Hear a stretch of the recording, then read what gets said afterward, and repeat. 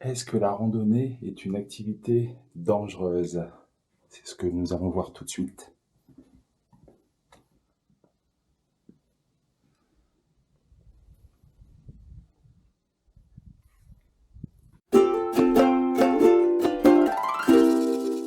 Salut, je m'appelle Manu, vous êtes sur Hélico Rando. Ici, on parle de l'univers de la randonnée et des activités outdoor en général.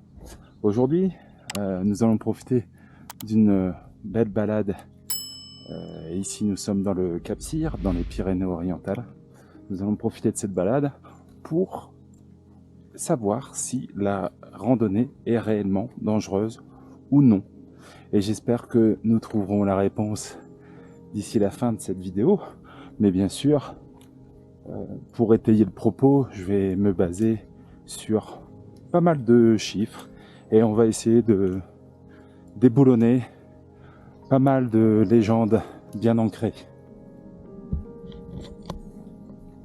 Pour ceux qui me suivent depuis un moment, je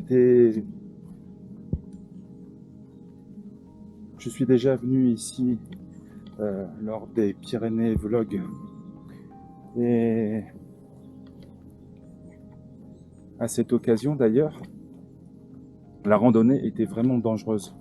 J'étais tombé ici juste avant l'ouverture de la chasse, sur une partie de chasse, justement, une battue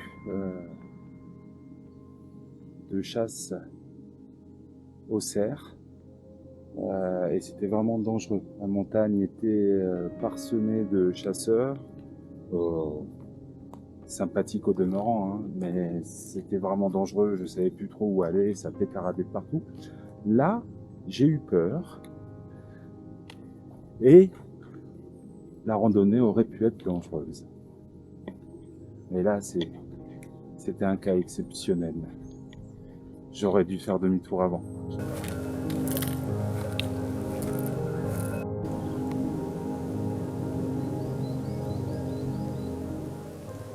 Bien, tout d'abord, plongeons dans les chiffres. Selon les données de l'Observatoire national de la vie courante, on estime qu'il y a en moyenne 28 décès par an. Cependant, il est important de noter que ces décès sont survenus sur des personnes âgées de plus de 60 ans, ce qui souligne l'importance de prendre en compte les limitations physiques et les précautions nécessaires pour les randonneurs les plus âgés. En ce qui concerne les blessures, la Fédération française de randonnée pédestre estime qu'il y a à peu près 7000 accidents par an, ce qui représente à peine plus d'1% de la totalité des randonneurs. La plupart de ces blessures sont mineures, telles que des entorses ou des éraflures. Seuls 10% représentent des cas graves. En ce qui concerne les causes de décès et de blessures graves lors des randonnées, la plupart sont liées à des chutes, des malaises cardiaques ou des accidents lors du trajet du domicile à la randonnée. Maintenant que nous avons vu ces chiffres, dites-vous bien que vous avez plus de chances d'avoir un accident de voiture qu'un accident en randonnée.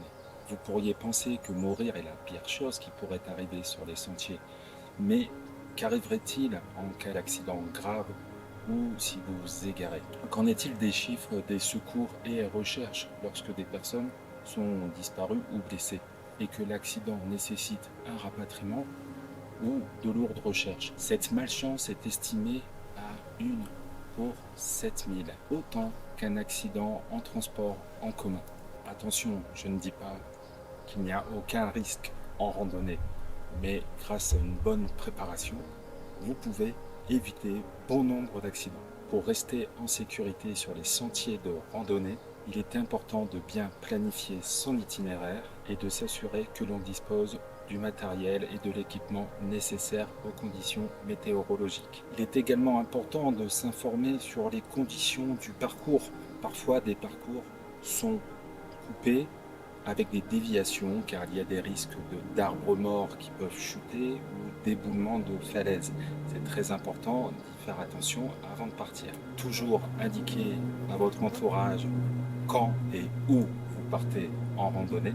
Enfin, il est important de rester conscient de son environnement et d'éviter les risques inutiles en respectant les consignes de sécurité et les limites physiques de chacun. Vous voyez, le temps se gâte, l'orage arrive, et donc je vais évidemment vite repartir sur mes pas pour me mettre à l'abri. C'est ça aussi, les consignes de sécurité et être responsable de soi-même sur le parcours. Parlons maintenant des deux plus grosses craintes des gens qui font ou qui ne font pas surtout de la randonnée. La première crainte, les animaux sauvages et les attaques éventuelles d'animaux. Elles sont quasi nulles. Alors oui, vous avez tous entendu parler de ce trailer dans le nord de l'Italie qui s'est fait attaquer par un ours, mais ce genre d'événement est rarissime. Le deuxième mythe, c'est mourir de froid et d'hypothermie. Alors là encore, oui, ça arrive ici, sur ce massif, cet hiver.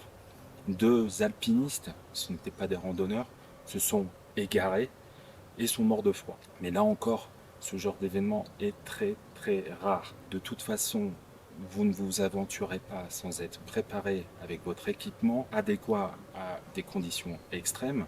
Encore une fois, ces risques sont très faibles. Si vous êtes bien préparé, et si vous connaissez les risques liés à la météo et à l'altitude, vous saurez faire face à ce genre de situation où vous saurez retrousser chemin et ne pas y aller.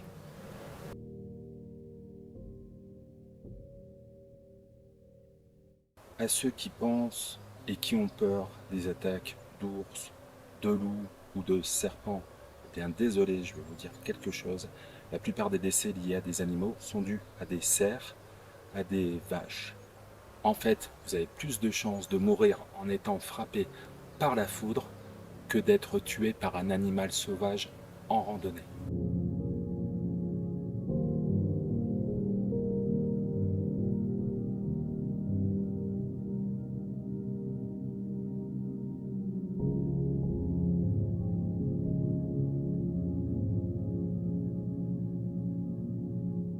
En conclusion, la randonnée n'est pas dangereuse si vous êtes bien préparé, si vous connaissez les risques. Les décès et les blessures graves sont rares et la plupart des urgences sont liées à des blessures mineures. En suivant quelques règles simples de sécurité, vous pourrez profiter de la nature tout en restant en sécurité sur les sentiers.